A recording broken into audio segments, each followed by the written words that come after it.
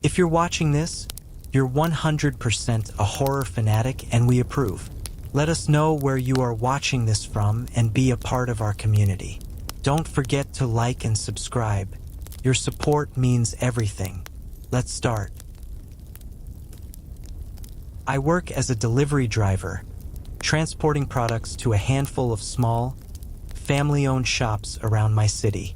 It's usually a quiet, routine job, especially at night when I handle after-hours deliveries. This happened about 4 months ago, on a late-night shift that I won't be forgetting anytime soon. It was around 11 p.m., and I had just finished the final drop-off for the night. From there, all I had left was to return the work van to our warehouse, which was roughly a 30-minute drive away. I had barely been on the road for 5 minutes when I noticed a car pull up behind me at a red light. There weren't any other vehicles out, just me and them. The light turned green, I started driving, and a few minutes later, I glanced in my mirrors and realized the same car was still following me. First, I didn't think much of it. I was in a large, sluggish van, so it wasn't uncommon for cars to end up behind me temporarily. But most people get impatient and pass. These guys didn't. Instead, they stuck close. Uncomfortably close. The longer I drove, the brighter their headlights grew in my side mirrors, until they were practically pressed up against my bumper.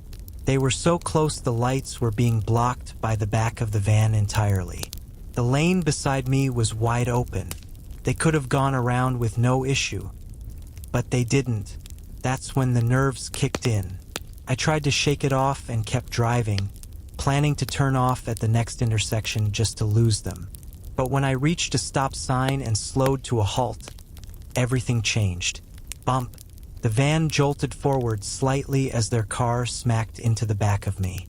It wasn't a huge impact, but it was hard enough to shake the entire vehicle, and I knew right away there had to be damage.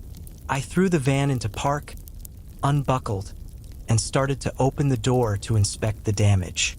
But before I could even step out properly, a man was already at my window. He was grinning, but not in a friendly way. His smile felt forced, unnerving.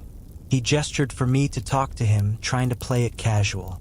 As I got out, I immediately spotted 2 more guys lingering at the rear of the van, watching me silently. The man who approached me started rattling off excuses about the bump as we walked toward the back. His speech was slurred, and it didn't take long to realize he was drunk. The other 2 swayed slightly, moving with the clumsy stiffness of people who were either intoxicated or worse. When I finally got a look at the vehicles, the damage was worse than I expected. I asked the man for his insurance info and went to grab mine from the van. But when I turned back, they were all standing exactly where they had been, watching me, dead silent. I asked again. Nothing. The eerie silence, their glassy eyes, the unsettling stare down. Suddenly, everything in me screamed that this wasn't just a drunken fender bender. Without thinking, I spun around and made a break for the driver's side door, but their footsteps immediately echoed behind me. I barely made it a few steps before one of them grabbed me, slamming me back against the side of the van with a thud. Pinned there, the man holding me started muttering threats under his breath, his grip tightening as the others began grabbing things from my van, tossing whatever they could into their car. After what felt like an eternity, though it was probably only a minute, they finished loading up. Then the man shoved me toward their vehicle, forcing me to walk. The back door of their car was already open, and they tried to push me inside. Panic exploded in my chest. I knew with every fiber of my being that if I let them get me into that car, I wasn't coming back. I fought hard, kicking, twisting, elbowing. I made it as difficult as possible. The guy struggled to force me in for what felt like 20 seconds, growing more frustrated by the second. Finally, he lost patience, shoved me hard to the ground, and jumped in the car himself. Within seconds, they peeled off down the street, disappearing into the night. Shaking, I scrambled back to the van, grabbed my phone from the center console, and called the police. The report was filed, but the attackers were never identified. To this day, I don't know if that was just a random, drunken assault or something they had done to others before me. I never found out what their exact plan was. But I don't think I need to wonder too hard, because deep down I know if they had succeeded in getting me into that car, I probably wouldn't be here to tell this story.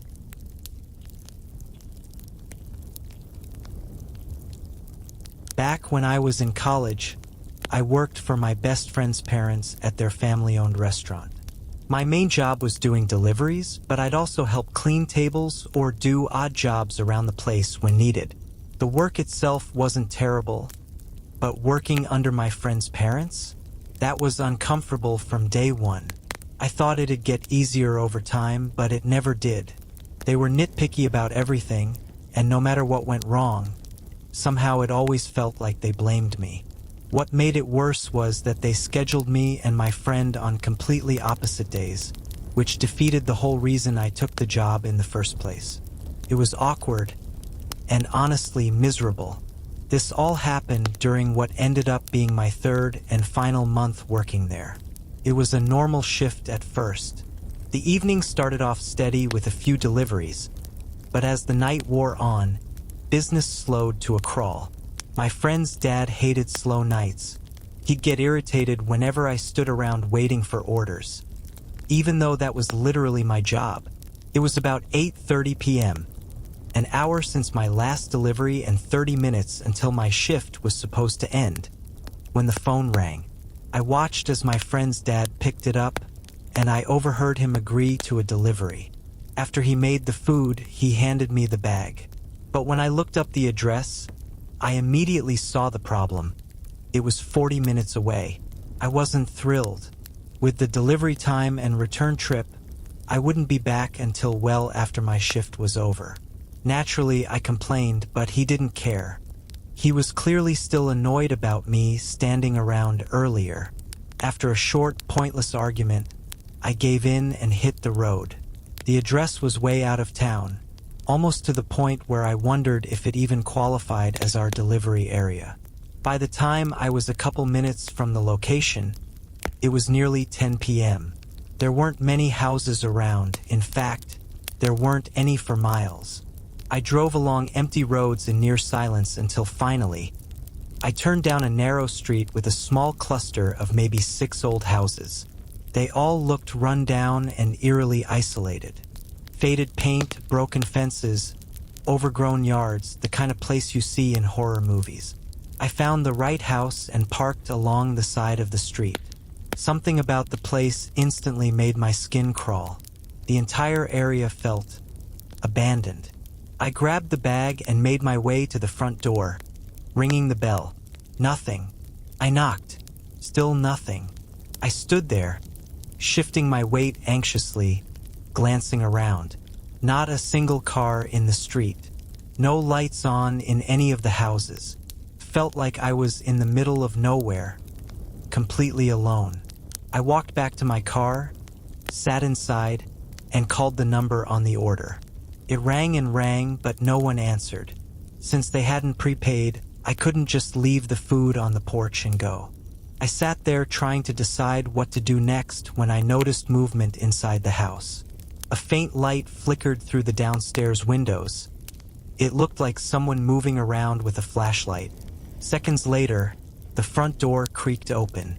A guy, maybe early 20s, stood there holding a large flashlight in one hand and a grocery bag in the other. His appearance matched the eerie vibe of the place. Tired eyes, disheveled clothes, a vacant expression. "Hey, did you order the food?" I asked cautiously. He nodded, mumbling an apology for the delay. I tried to hand him the bag, but instead of taking it, he held up both hands, showing they were full, and asked if I could be a pal and set the food down on the kitchen table for him. At first, I thought he was joking. He could have easily set down the flashlight or grocery bag, but the look on his face told me he was serious. I peeked past him into the house. The entryway was dusty. The floors, the walls, everything looked untouched, like no one had lived there in months. It didn't look like someone's home. It looked like a vacant property. The guy stood there, still waiting for my answer. I forced a polite smile. "Sorry, I'm kinda in a rush. If you could just grab the food real quick, I'll be on my way." His face changed. His expression darkened as he set the grocery bag down and took a step onto the porch. Something in his eyes told me everything I needed to know. I was in danger. Without another word, I dropped the bag by the door and bolted back to my car. He didn't chase me, but he watched me the whole way. His eyes locked onto mine like a predator sizing up its prey. I sped off, my hands shaking on the steering wheel, my mind racing with worst-case scenarios. I barely remember the drive back to the restaurant. When I got there, I tried explaining what had happened, but all my friend's dad cared about was the fact that I didn't collect the payment. That was the final straw. I quit right then and there. I knew it had upset my friend, but I couldn't keep working for people who treated me like garbage, especially when they clearly didn't care about my safety. The worst part? In all the frustration and heat of the moment, I never even called the police. By the time I came to my senses, it felt like it was already too late. Thankfully, I wasn't dumb enough to step inside that house, because if I had, I'm almost certain I never would have made it out.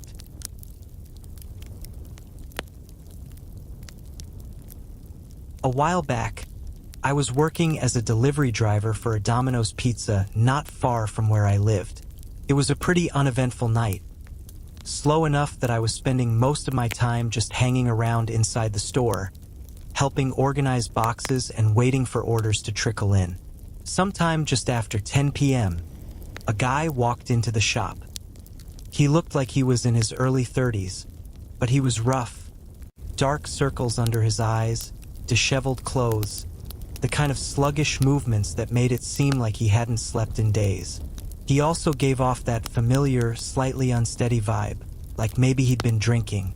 My coworker was at the front counter helping him, while I stayed in the back stacking pizza boxes. But after seeing the guy, I couldn't help but listen in. The guy spoke softly, almost nervously, as he ordered a simple medium pizza. But then, instead of waiting for it, he slid a small piece of paper across the counter, asking for it to be delivered. The moment he left, I walked over to check the slip. It was just an address, nothing else. That struck me as weird. Most people ordering delivery either call or use the app. They don't show up in person just to order food for delivery to their own house. It wasn't alarming exactly, just odd. About 10 minutes later, the pizza was boxed up and ready, so I grabbed it and headed out. The roads were quiet, but it didn't take long for me to notice something off. A car was behind me, the only other car on the street, and the driver couldn't seem to hold a steady speed. They kept speeding up, slowing down, drifting a little over the lines. At first, I brushed it off, thinking maybe they were drunk. The way that guy looked in the shop, it seemed like an unfortunate coincidence, but nothing more. As I neared the neighborhood, the car behind me pulled over to the side of the road and parked. I kept going, pulling into the driveway of what looked like a normal suburban house. I grabbed the pizza, walked up to the porch, and knocked on the door. After a moment of waiting, nothing. I knocked again. Finally, the door creaked open. A man stood there, not the guy from the shop, but eerily similar. He had that same exhausted, dazed look in his eyes. Pale, scruffy, eyes wide open like he hadn't slept in days. Or maybe he was on something. "Got a pizza for Matthew?" I asked, holding up the box. The man blinked at me, his expression unreadable, and nodded slowly. Yeah, thanks," he mumbled, reaching for the pizza. It felt like he was about to say something else, but instead, he just stared at me, frozen in place. That's when I noticed movement. 2 houses down, A guy in a hoodie was jogging toward us along the sidewalk, eyes locked right on me. My stomach sank. I recognized him instantly. It was the same guy who had ordered the pizza at the shop. I turned and made my way quickly back to my car. The man at the door stepped out onto the porch, watching me, following me. I got in and started backing out of the driveway, but the guy in the hoodie suddenly darted behind my car, blocking me from reversing. The man from the porch broke into a run toward me too. In the heat of the moment, instincts took over. I floored the gas pedal, throwing the car into reverse. The guy behind me jumped out of the way just in time, stumbling to the side as both of them started yelling and chasing after my car. As I pulled out onto the street lights lit up their faces. It was clear now. The man from the porch and the hooded guy were working together. Both of them were the same guys from the shop. The only option I had was to reverse dangerously fast down the road until I could pull off a sloppy three-point turn and get the hell out of there. I called the police as soon as I was clear of the neighborhood. Luckily, they responded quickly. Within the hour, both men were in handcuffs. Turns out they had been attempting to set up a robbery. Their plan, if you can even call it that, was to order delivery in person, thinking it would somehow cover their tracks because it was a delivery order, despite the fact that we had their name, their faces, and their address. It made no sense, but then again, neither did their rap sheet. Apparently, they had been involved in several similar incidents before, one of which ended with a victim beaten in a parking lot for no reason other than being in the wrong place at the wrong time. Too drunk. Aggressive guys running at me in a dark neighborhood? That could have gone bad fast. Thankfully, I got out without a scratch, and they won't be doing that to anyone else anytime soon.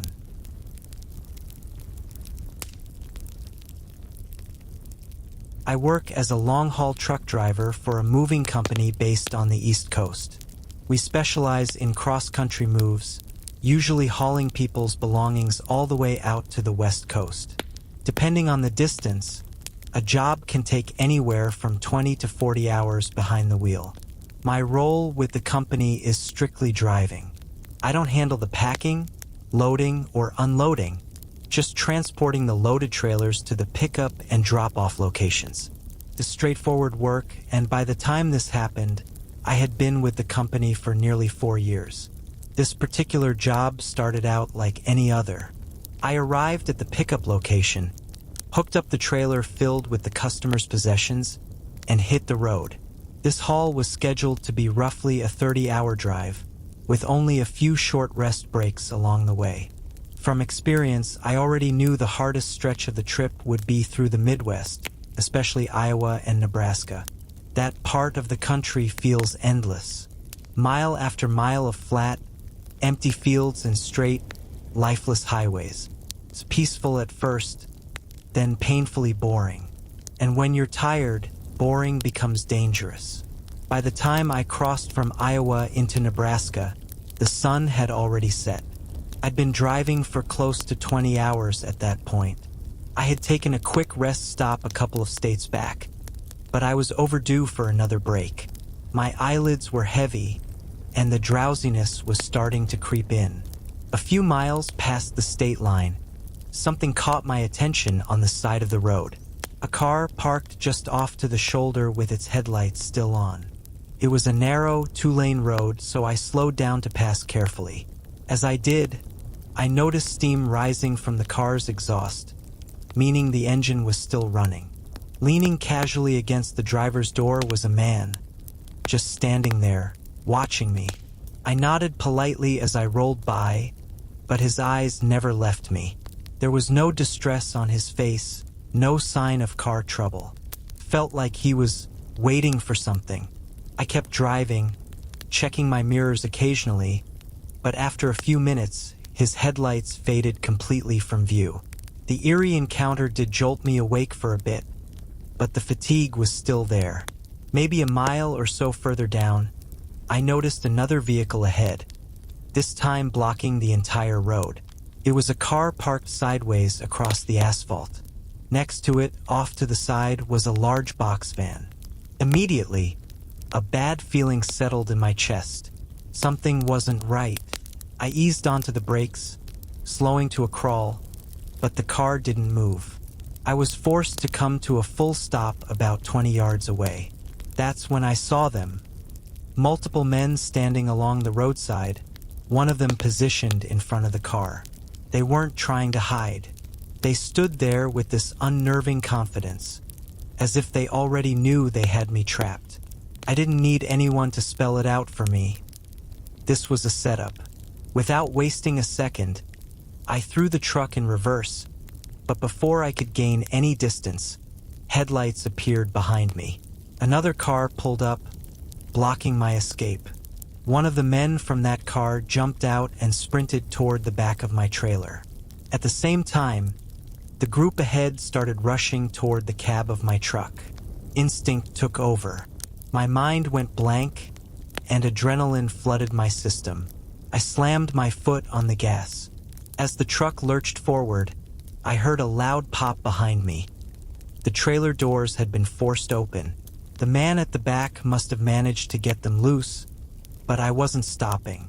The men ahead, realizing I wasn't slowing down, scrambled to get out of the way. A few of them dove to the side of the road, but I barreled straight into the car blocking the path, sending it crashing off the shoulder, completely wrecked. A couple of gunshots rang out behind me.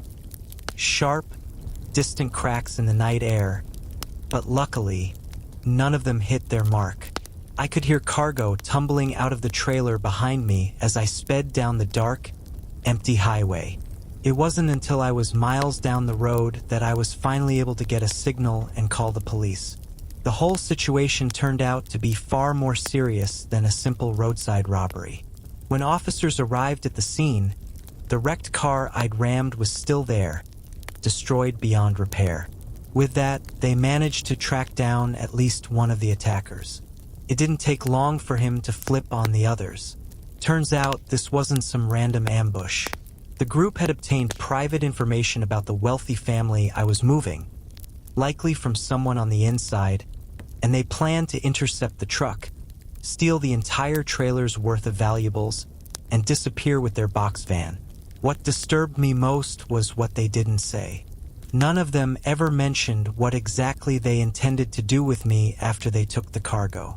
But I think it's safe to assume they weren't planning on leaving behind any loose ends.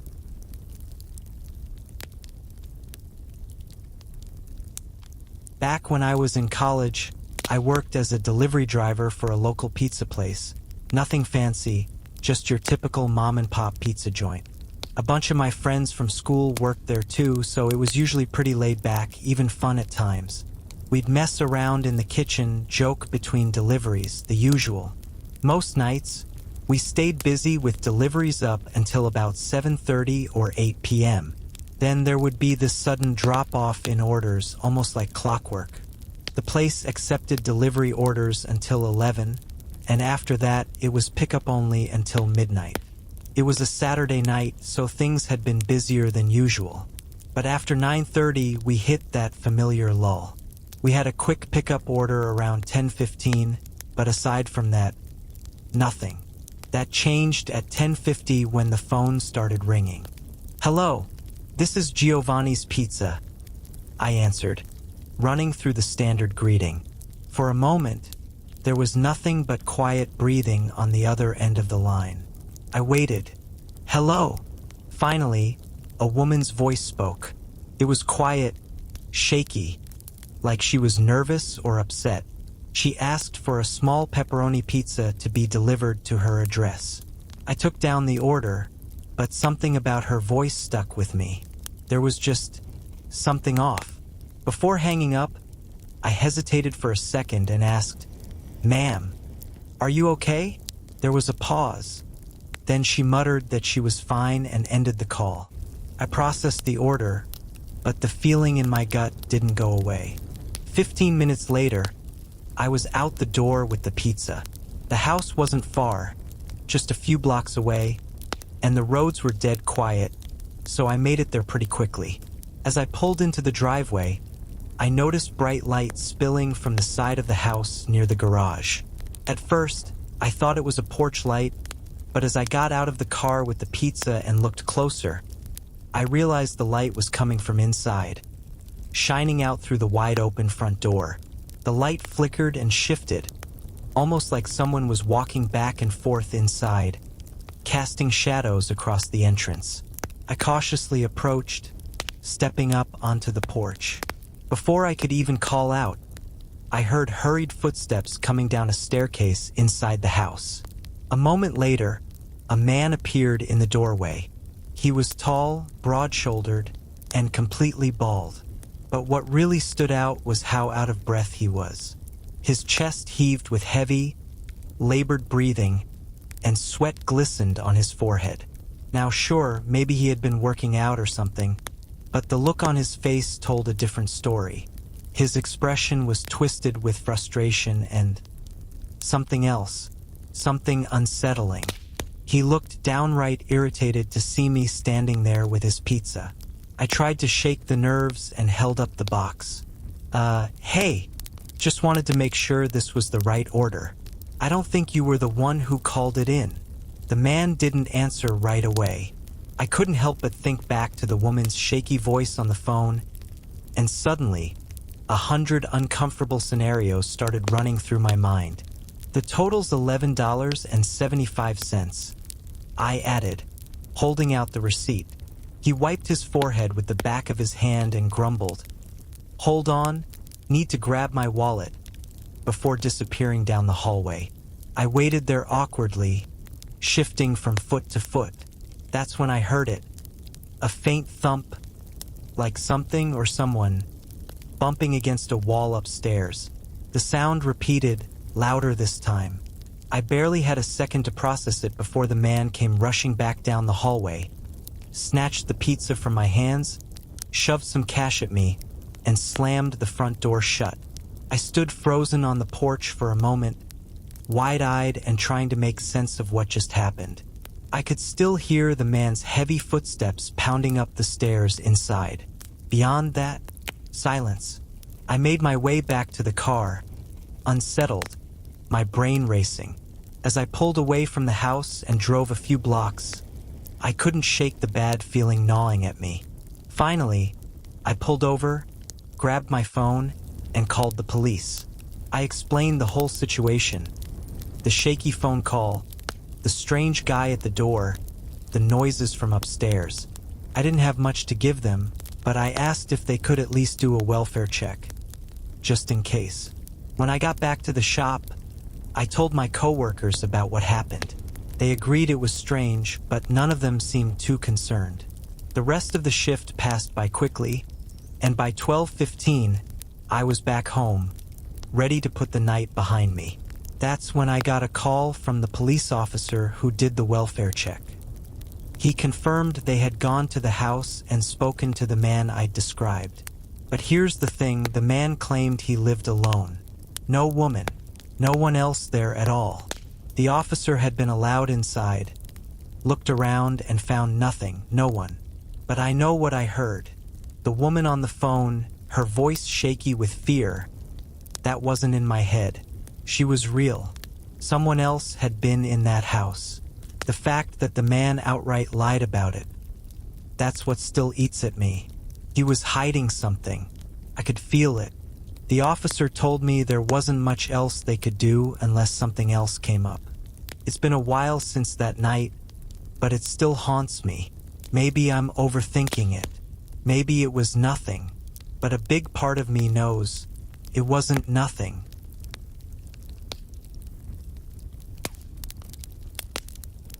For me, driving deliveries has always just been a side hustle. An easy, flexible gig to earn some extra cash for the fun stuff. Vacations, new clothes, or the occasional splurge. My main job covers the essentials like rent and bills, so I never take delivery driving all that seriously. If I had a slow night, no big deal, I wasn't relying on it to survive. This particular night started right after I got off work, around 8 p.m. By the time the clock hit 10, I'd actually made a pretty solid amount, more than I usually pulled in on a weeknight. Normally, I call it quits around then, but I figured, hey, if I'm on a roll, why stop? I decided to keep going until either I got too tired or the orders dried up. Soon enough, another order popped up, a medium-sized one from Wendy's with a standard tip. Nothing out of the ordinary. I drove over, picked up the food, and hit start route on the app to get the directions. That's when I noticed something strange. The drop-off location wasn't a house. It wasn't even a recognizable address. It was a pin, a GPS marker dropped near a grocery store about 15 minutes away. It wasn't completely unusual. I'd done plenty of deliveries to stores, offices, or people waiting in parking lots before. But what made this feel odd was that they hadn't listed the grocery store as the address. They'd used a precise location pinned somewhere in the area. Still, I shrugged it off and made my way there. When I pulled into the lot, the first thing I noticed was how empty it was. Not just quiet, completely deserted. I parked near the front entrance of the grocery store, grabbed the bag of food, and stepped out. One glance at the place confirmed my suspicion. The store was closed. I texted the customer, letting them know I was outside. They replied almost immediately. Around the back. You'll see me when you turn the corner. A heavy feeling settled in my stomach. Something about it didn't sit right with me, but I tried to shake it off. Maybe they were an employee who just finished a shift and didn't want to walk all the way to the front. Still, instead of walking, I decided to get back in my car and drive around the building. As I rounded the corner, my unease only grew. The back lot was nearly empty, just a couple of cars parked near one of the neighboring stores. Their windows dark, everything still. I slowed to a stop, scanning the area. No one. That's when my phone buzzed again. We're walking up now. Just give us a sec. The message was followed by a call. A man's voice, low and flat, came through. We'll be there in just a minute. Then he hung up. Every part of me was screaming that this wasn't worth it. My instincts had kicked into overdrive. I shifted the car back into drive and made a quick U-turn, heading back toward the main lot. But before I could get far, someone darted out in front of my car, arms stretched out in a stop motion. I hit the brakes hard as the figure approached my window. "Hey, you got my order?" he asked casually. I hesitated for a second, then grabbed the food bag, cracked my window, and held it out. But he didn't take it. Instead, he just stood there, staring at me as if sizing me up. The air felt thick with tension. Then, from the other side of the car, the faintest sound of a footstep. Before I could react, the back door of my car flew open. I panicked, dropping the food out the window and slamming my foot on the gas pedal as the guy by my window shouted at me to stop. I realized too late. Someone had climbed into my car. The man in the back seat lunged forward, reaching for the gear shift, trying to throw the car into park. But between my speeding and his clumsy attempts, he couldn't get a grip. Realizing his plan was falling apart, the guy bailed.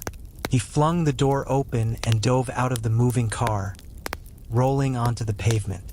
I didn't wait to see what happened next. In my rearview mirror, I caught sight of both of them, the one who'd been outside and the one who just tumbled out, sprinting away into the shadows. I didn't stop driving until I was back in a crowded area. I filed a report with the police, but they weren't much help. They took down the details, promised to look into it, but I never heard back. No updates, no arrests. I kept kicking myself for falling into their trap, but the more I thought about it, the more I realized I wasn't the only one. A little digging online revealed that just 2 weeks before my incident, another delivery driver had gone missing during an active delivery in a nearby town. No leads, no car ever recovered, just gone. I can't prove it was the same two guys, but after what happened to me, I've got a bad feeling those men were up to something far worse than a simple robbery. And I still can't shake the thought. If I hadn't floored it when I did, I might have been the next one who never came home.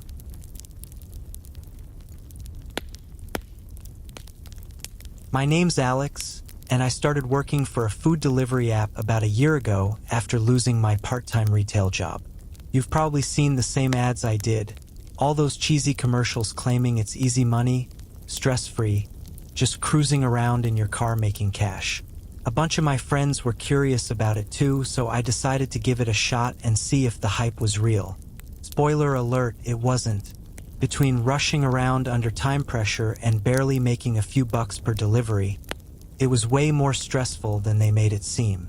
I was still a teenager at the time, and the only bills I really had were my car payment and insurance, so I wasn't desperate to make tons of money. But the amount of running around for what little I earned, yeah, definitely not worth it. I kept putting off finding a better job because I was lazy, plain and simple. But after what happened one night, I quit immediately. It was a pretty normal evening. I picked up a small order from a Chinese takeout spot. Nothing big, nothing complicated. As I headed toward the customer's address, I got a message through the delivery app. It was from the customer asking where I was. Then, barely a minute later, another message popped up, this time telling me to hurry up. I was literally still driving, and I had just picked up their food a few minutes ago. I wasn't late by any means, so the messages were confusing and, honestly, kind of annoying. I figured maybe they sent them by mistake or were just impatient. Either way, I shrugged it off. The address wasn't far, only about 10 minutes, but it was in a rougher part of town. The houses there were small, old, and run down compared to other neighborhoods.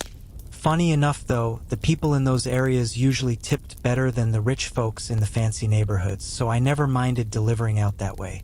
When I pulled up in front of the house, something immediately felt off. All the lights were off inside.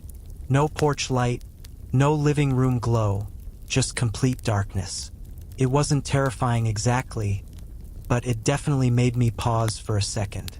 I grabbed the food, walked up the driveway, and got to the front door.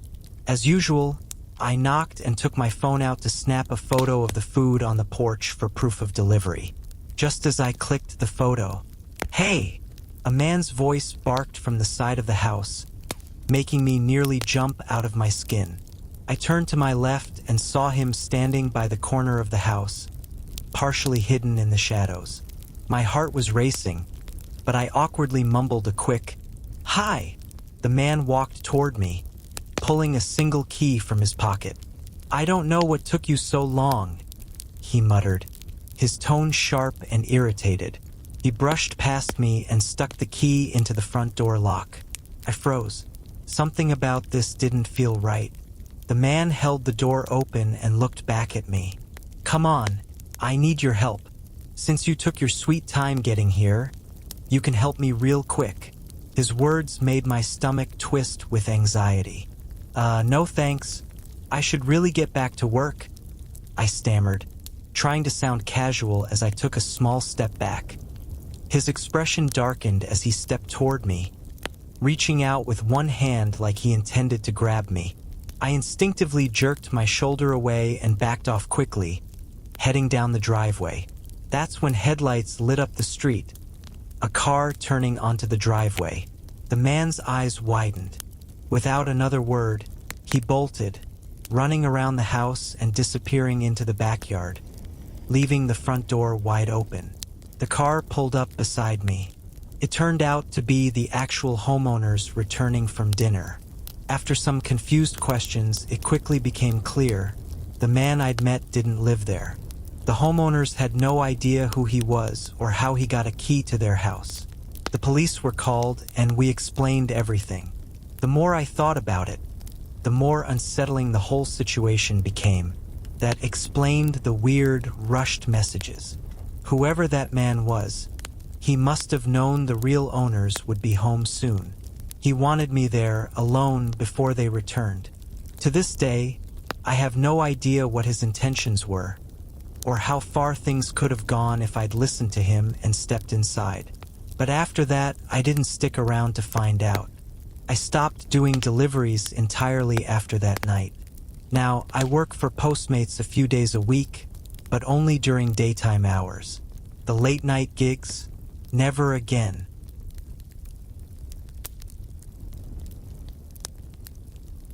It was around 11 p.m. on a rainy, quiet night when this happened. I normally didn't work that late, but every now and then, there would be a last-minute delivery that needed to be taken after hours. This was one of those nights. The places I delivered to were pretty spread out, so a lot of my time was spent driving long, empty stretches of highway with nothing but the occasional street lamp or passing car to break up the monotony. As I cruised along, the rhythmic sound of rain tapping against the windshield, I spotted headlights up ahead. Even though I was sticking to the speed limit, I caught up to them pretty quickly. It was an old, beat-up pickup truck, crawling along the slick highway at an absurdly slow pace. At first, I figured the driver was just being cautious because of the rain, but they were going so slow it was almost dangerous. After following behind them for a minute, frustration started to creep in. I signaled to pass, eased into the next lane, and just as I was about to pull ahead, the truck suddenly swerved off the road. I slammed on the brakes, my heart jumping into my throat as the truck veered down a slope, narrowly missing a line of trees before disappearing into the brush. It wasn't my fault. I knew that, but seeing them run off the road like that left me feeling guilty. I couldn't just drive off without at least checking if they were all right. I reached for my phone to call for help, but of course, no signal. Middle of nowhere, heavy rain, no cell service. Classic. After a minute of watching the motionless truck from the safety of my van, concern got the better of me. I grabbed my jacket and stepped out into the cold rain, making my way cautiously down the side of the road. The slope was muddy and steep, my shoes slipping as I made my way toward the trees. The truck was wedged in a clump of bushes, its headlights flickering faintly. It didn't look too damaged, but it was definitely stuck. I approached the driver's side window, which was fogged over from the rain and humidity. I knocked, waited, then opened the door. Sitting behind the wheel was a man, frantically twisting the ignition, trying to get the engine to turn over. His face was pale, his expression tense. "Hey, you okay? Do you need help?" I asked, raising my voice over the rain. For a moment, he just stared at me, like he was processing what I said. His eyes locked onto mine, flat, unreadable. Then finally, he spoke. "Can you give me a ride?" His voice was low, almost emotionless. I hesitated, the uneasiness creeping in fast. But I wasn't heartless. I told him I could take him to the nearest gas station where he could call for help, but that was all I could offer. After a pause, he agreed and climbed out of the truck, following me back toward my van. Despite the rain pouring down, he walked slow, every step deliberate. I couldn't help but notice how he kept watching me, eyes locked on me with unsettling focus. Every time I glanced back, his gaze was fixed on me until I looked away. It sent a chill through me, but I convinced myself maybe he was just cautious too, trying to make sure I wasn't sketchy. We both got into the van, the rain drumming steadily on the roof as I pulled back onto the highway. I wasn't sure how far the nearest gas station was. Maybe 50 or 60 miles at most, but it felt like an eternity. I tried making small talk to ease the tension, but he barely responded. One-word answers, sometimes nothing at all. His eyes kept drifting toward me, blank and unnerving, watching me like a hawk. The whole situation had me questioning who exactly I'd picked up. Most people stranded on the side of the road would be relieved for help, grateful even, but this guy, cold, silent, staring. Thankfully, the lights of a small town eventually appeared up ahead, glowing faintly through the rain. Relief washed over me, but as we approached, the man's behavior only got weirder. His eyes darted around, scanning the car interior, the road, the buildings outside. His breathing seemed heavier, like he was working something out in his head. I pulled into a gas station lot, parked by the pumps, and asked if he needed anything else. He didn't answer. The tension in the air felt suffocating. It was like he was debating something, calculating, trying to break the silence. I forced a nervous chuckle. Well, I should get back on the road then. But before I could even reach for the gear shift, he lunged across the seat, shoving me hard against the driver's door. His fists flew at me, punching wildly as I struggled to open the door and escape. Suddenly, the passenger door flung open and the man was yanked backward, his grip on me broken. I gasped, trying to catch my breath, still dazed from the assault. I scrambled out of the van, heart racing, only to be met with flashing red and blue lights. 2 police cars were parked nearby, officers holding the man down as they restrained him. The situation felt surreal. The officers explained bits and pieces, but not everything. Apparently, the man had been on the run, wanted for a serious crime, and the truck he crashed? Stolen. When officers found the abandoned truck, they figured he'd try to make his way into town. They set up at the gas station, not realizing I was unknowingly chauffeuring him right to them. They weren't sure if the man attacked me to try to steal my van, or if he spotted the cop cars and panicked, blaming me for leading him into a trap. Either way, it was terrifying. Looking back, the whole drive I knew something felt off. I could sense how dangerous he was, even without knowing the details. And if those officers hadn't been waiting at the gas station, I genuinely don't think I'd be here telling this story right now.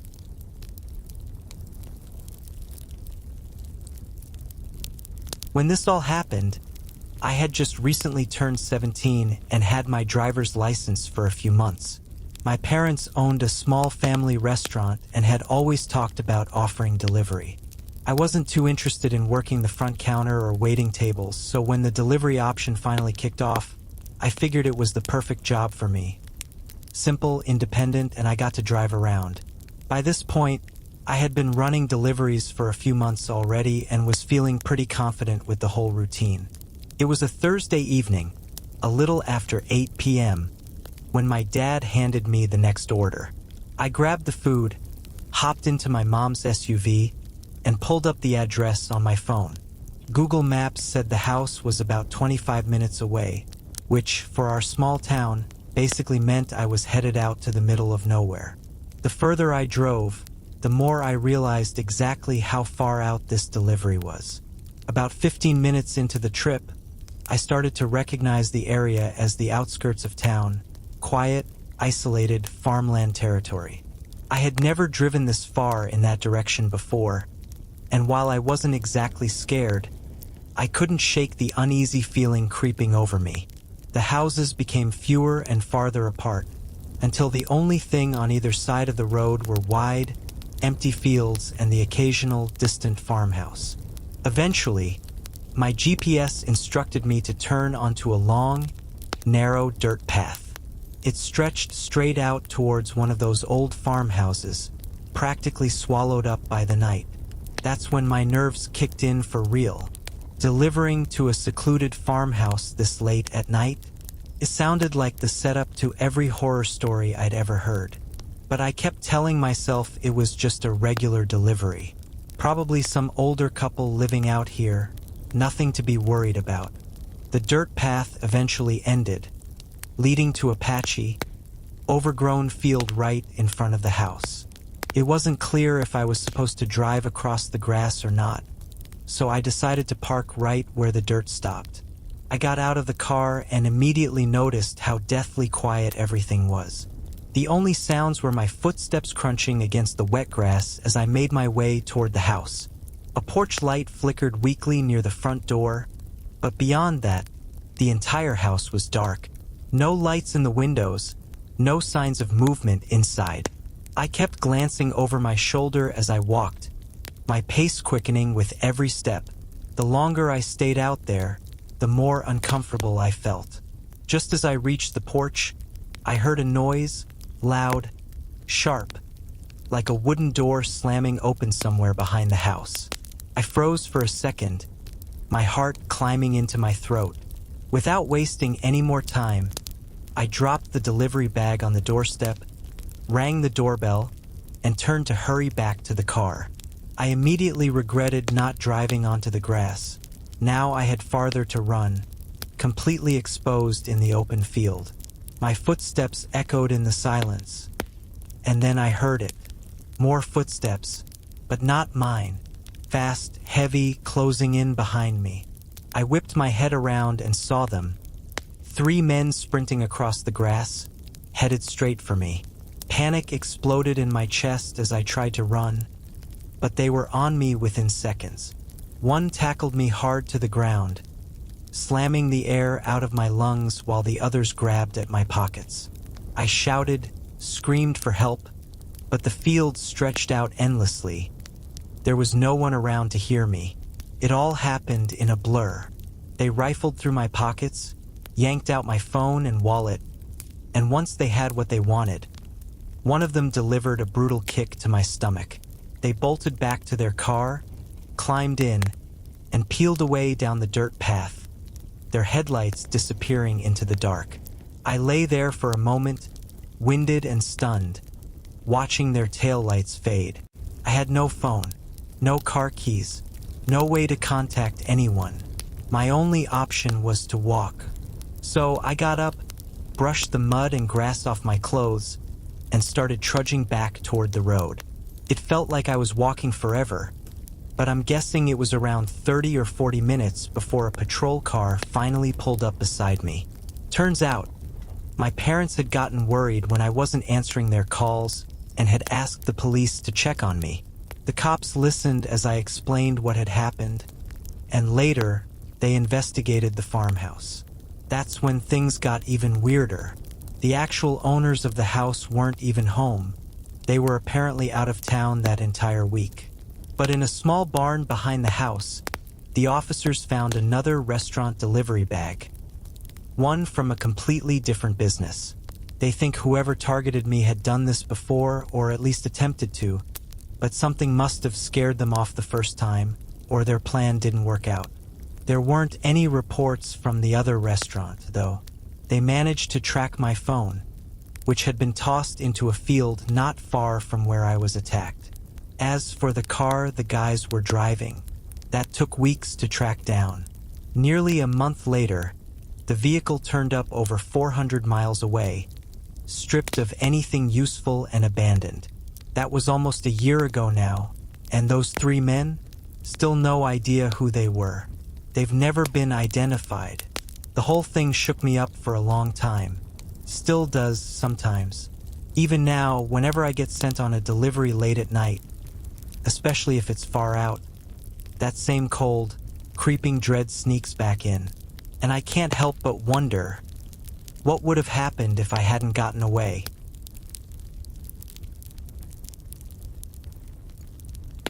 Back when I was still in college, I decided to give food delivery a shot, just to see if it lived up to all the hype.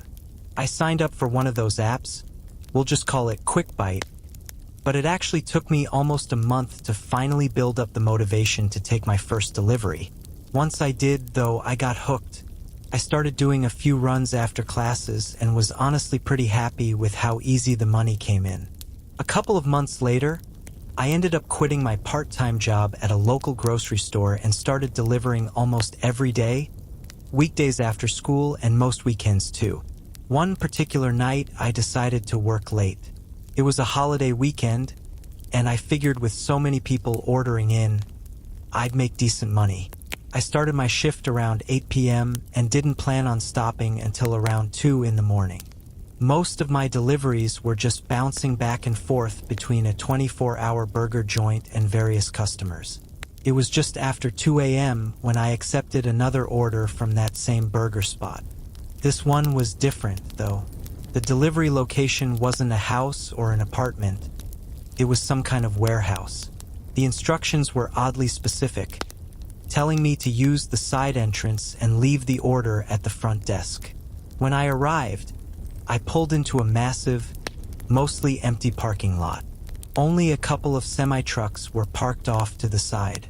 The building itself looked old and run down, A huge rectangular structure with faded paint, hardly any windows, and a single door at the front. I double-checked the app to make sure I had the right place and reread the instructions. Yep, side door, front desk. I drove around to the side and parked my car near a heavy-looking metal door with a tiny, fogged-up glass window. I leaned in to peek through the glass, but between the grime, the dark interior, and the glare from my headlights, I could barely make out anything. All I could really see was a small, empty entrance area swallowed by shadows. Hesitantly, I pulled the door open. The air inside was cold and stale, and a faint chemical smell lingered in the hallway.